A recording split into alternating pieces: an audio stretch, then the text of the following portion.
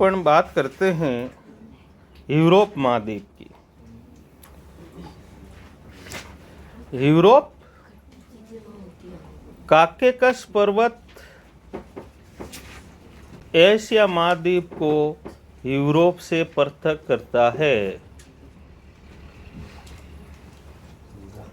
इस महाद्वीप में 46 देश हैं। यूरोप महाद्वीप क्षेत्रफल की दृष्टि से ऑस्ट्रेलिया को छोड़कर अन्य सभी महाद्वीपों से छोटा है। यानी कि सबसे छोटा महाद्वीप ऑस्ट्रेलिया, उसके बाद यूरोप।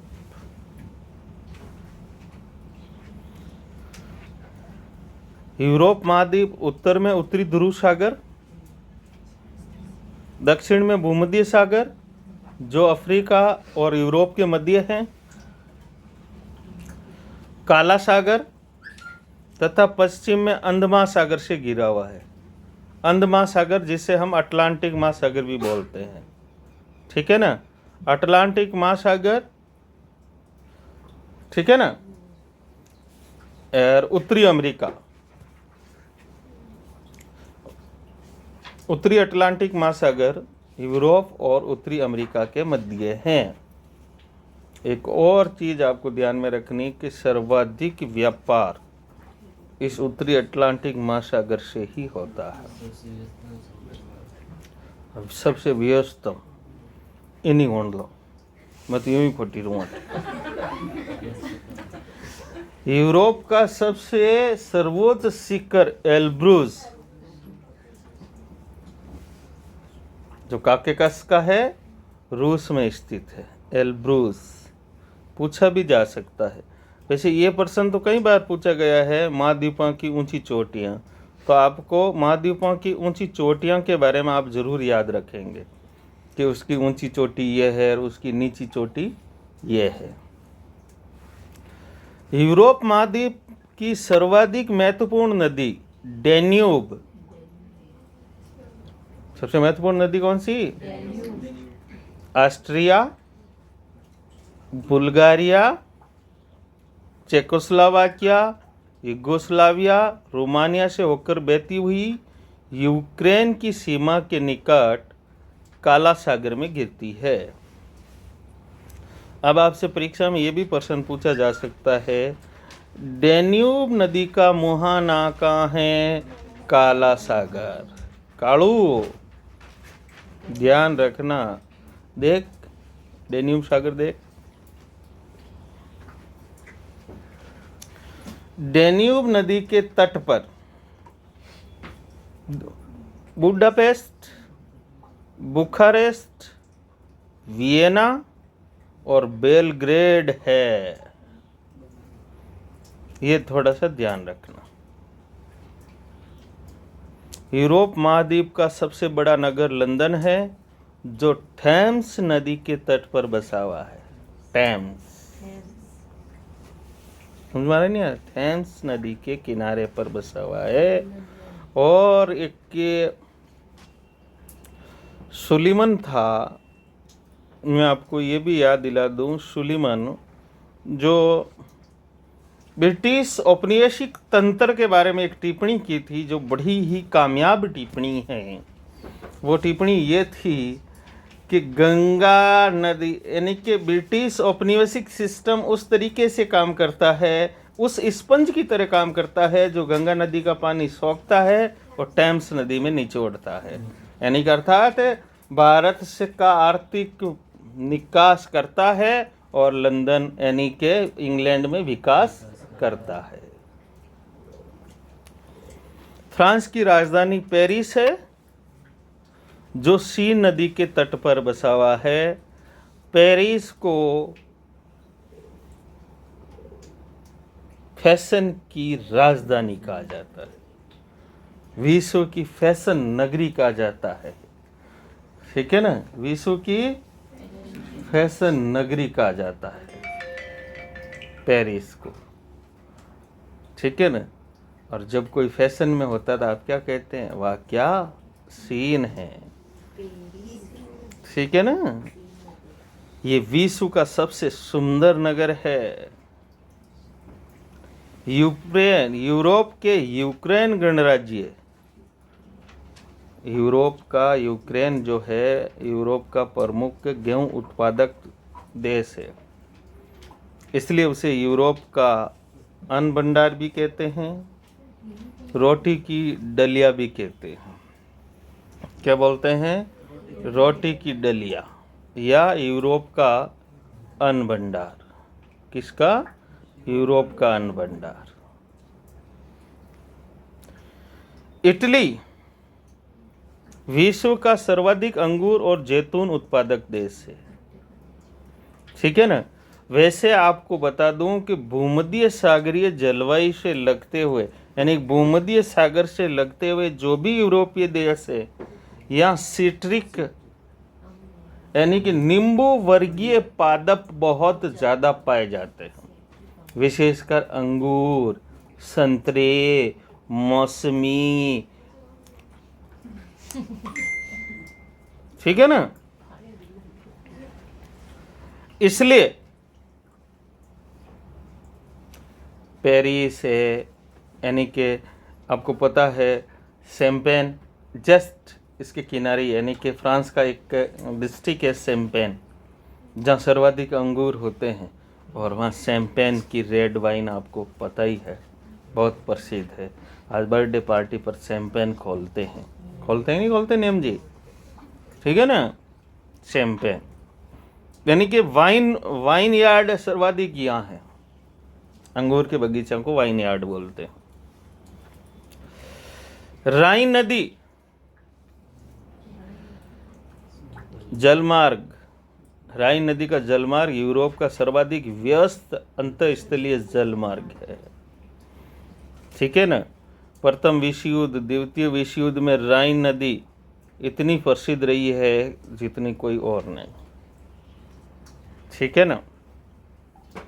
इससे सर्वाधिक लौह अयस्क और कोयला ढोया जाता है इस नदी के द्वारा। इस नदी के आसपास बहुत सारे औद्योगिक प्रदेश बसे हुए हैं। ये बातें ध्यान रखेंगे तो आपके एसआई का मामला बैठेगा हो, क्योंकि इसमें दे रखी है। उसके अलावा मैं आपको बहुत सारी चीज़ें समझाता हूँ। यूरोप का सबसे महत्वपूर्ण रेल मार्ग है ओरिएंट रेल मार्ग, जो फ्रांस के पेरिस नगर से टर्की के कुस्तुनतुनिया नगर के मध्य तक चलता है। अब टर्की एक्चुअली में एशिया महाद्वीप का है, पेरिस जो है वो यूरोप महाद्वीप का है। तो आप कह सकते हैं कि ओरिएंटल रेल मार्ग जो है यूरोप और एशिया महाद्वीप को जोड़ता है। That's right. क्षेत्रफल की दृष्टि से विश्व का सबसे बड़ा देश रूस यूरोप महाद्वीप में है। रूस के अगर अपन दो भाग करें तो रूस और साइबेरिया। तो साइबेरिया तो एशिया महाद्वीप में है, हालांकि रूस का ही भाग है, और रूस जो है यूरोप का भाग है। ठीक है ना। एक्चुअली में रूस भौगोलिक रूप से भले ही एशिया महाद्वीप में ज़्यादा विस्तृत है, पर सांस्कृतिक, आर्थिक, राजनीतिक रूप से वो यूरोप का भाग है। शैम्पेन शराब विश्व में सबसे अधिक फ्रांस में बनती है। फ्रांस को सुरा दारू और सुंदरियां परियां का देश कहा जाता है। काश हमको भी फ्रांस जाने का मौका मिलता। यूरोप के अधिकांश देश को तीन ओर से सागरों से घिरा होने के कारण इसे प्रायद्वीपों का महाद्वीप कहते हैं। यूरोप को क्या बोलते हैं? यानी कि सर्वाधिक आपको प्रायद्वीप मिलेंगे, भले ही छोटे हो, वो आपको यूरोप में मिलेंगे। भले ही छोटे मोटे प्रायद्वीप हो बाप जी, कोई जरूरी तो नहीं आचा मोटा प्रायद्वीप।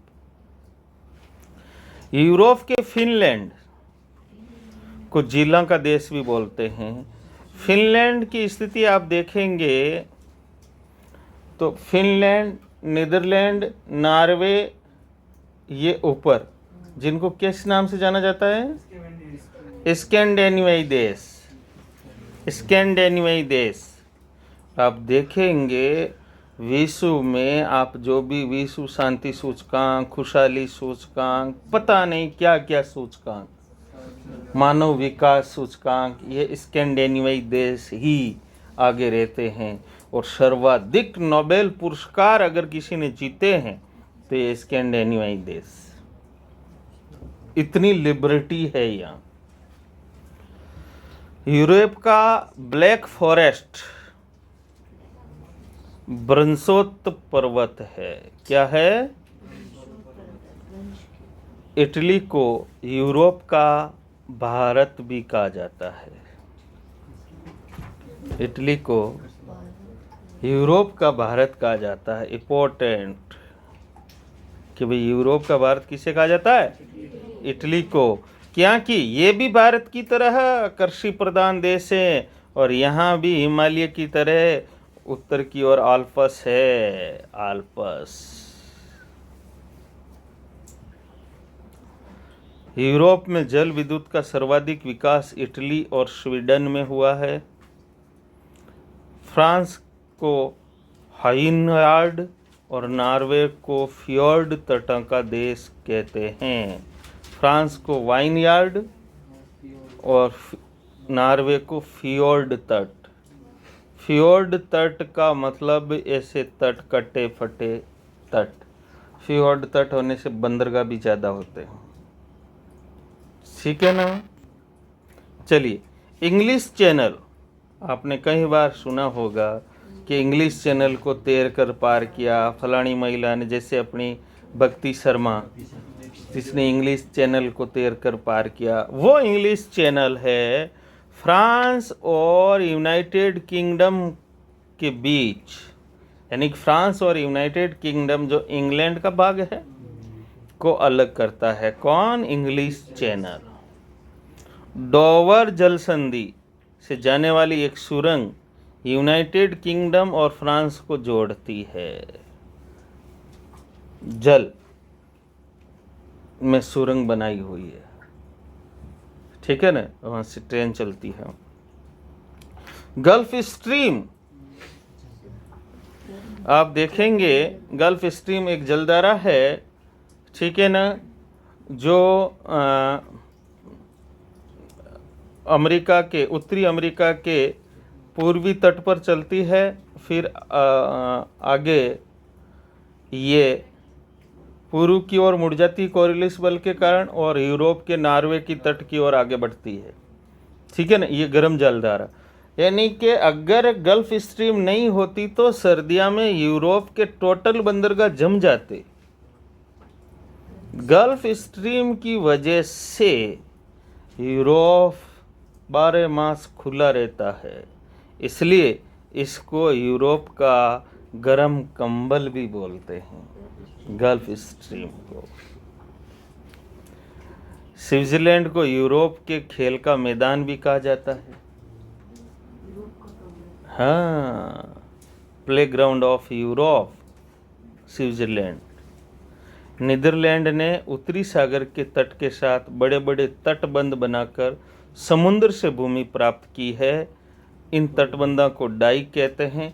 डाइक एक्चुअली में तटबंध, तटबंध का मतलब होता है जैसे ये समुंदर है, ठीक है ना, समुद्र को पीछे धकेल कर एक लाइन बनाई, मतलब दीवार, भित्ति खींच दी और जो एक्स्ट्रा भूमि निकली उससे बोलते हैं पोल्डर। क्या बोलेंगे? पोल्डर। तो नीदरलैंड ने, ठीक है ना, डाइक, डाइक और जो भूमि निकली वो पोल्डर। विश्व की सबसे लंबी सुरंग फ्रांस और इटली के बीच माउंट ब्लॉक में बनी हुई, माउंट ब्लॉक, ये 12 किमी लंबी है। आल्प्स पर्वत का सर्वाधिक विस्तार स्विट्जरलैंड में है। ठीक है ना? वैसे आपको पता होना चाहिए, जैसे हिमालय किस महाद्वीप में है? एशिया में। जिस प्रकार हिमालय एशिया की पहचान है, उसी प्रकार आल्प्स यूरोप की पहचान है। ठीक है ना, अपलेशियन नहीं, आल्प्स। दो शब्द आ सकते हैं, अपलेशियन और आल्प्स। अपलेशियन तो उत्तरी अमेरिका के पूर्वी भाग में है और आल्प्स यूरोप में है। स्विट्जरलैंड और इटली के बीच ग्रेट सेंट बर्नार्ड दर्रा, महान संत बर्नार्ड दर्रा है, जो स्विट्जरलैंड और इटली के बीच में है। ऑस्ट्रिया और इटली के बीच ब्रेनर दर्रा मार्ग प्रदान करता है। विश्व का सबसे लंबा भूमिगत रेल मार्ग लंदन और पेरिस को जोड़ता है। इंपॉर्टेंट, लंदन और पेरिस को जोड़ता है, इंग्लिश चैनल से होकर गुजरता है। पो नदी जो इटली में बहती है, इटली की गंगा कहते हैं, और चूंकि इटली को यूरोप का भारत कहते हैं, तो इटली की नदी जो पो है उसको इटली की गंगा कहते हैं। That's okay.